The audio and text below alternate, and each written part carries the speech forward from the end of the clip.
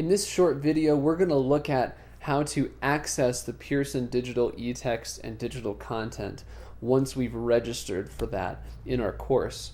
So when we come into our course and we scroll down, we'll see that Start Here widget again right at the top in the middle. Now this is the same button that we clicked on to register for the Pearson content. Now even though we've already registered, we're still going to need to click this button again. And we're going to have to do this every time that we enter the course in Desire to Learn. So now we've already registered, so we're a returning user this time. So we're going to put in the username that we logged in with, that we signed up for our account with, and then we'll put in the password that we chose, and we'll select Login.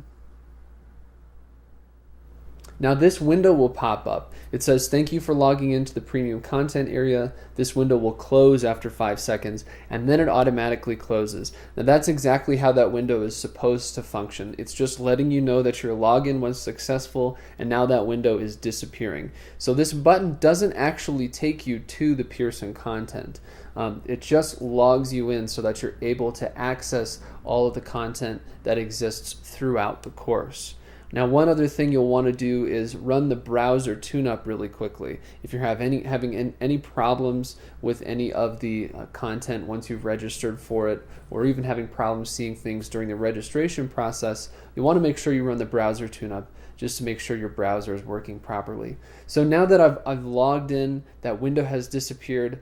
In order to actually access the eText and the other digital material, I'm going to go to Content. And so now in the content of my course, this will look a little bit different depending on what your course is. But in a lot of courses, the second link you'll see here is a link to view the eText for that course. So when you click on that, once you've logged in, it's going to take you to a page that has a second link. Now this is normal, you'll just have to click this, and now a window will open up that will load that eText for you. And so if you have that second link up at the top, this is going to be the entire eText, the whole thing from start to finish. So it'll load and it'll look something like this, and you can navigate throughout the eText. You can add notes, you can add highlighted sections. It's a really neat way to explore the book. So back in the content here, if I scroll down in my window, if your course doesn't have this second link up at the top, that is the entire eText. The other way you may see this in your course is you may see specific links to individual chapters underneath the units where you're going to be reading those chapters. So those will be underneath each unit. There will be individual links to chapters. So it'll be a little bit different in your course just depending on how it's set up. Now there are some other things that you may see. If we go back up to Unit 1 here, in this course, for example, there's a presentation that we can click on to view. Now this presentation is also part of the Pearson digital content, so if we haven't logged in before we started exploring this, we're going to get an error here that tells us that we can't view that. The same thing with the audio to go.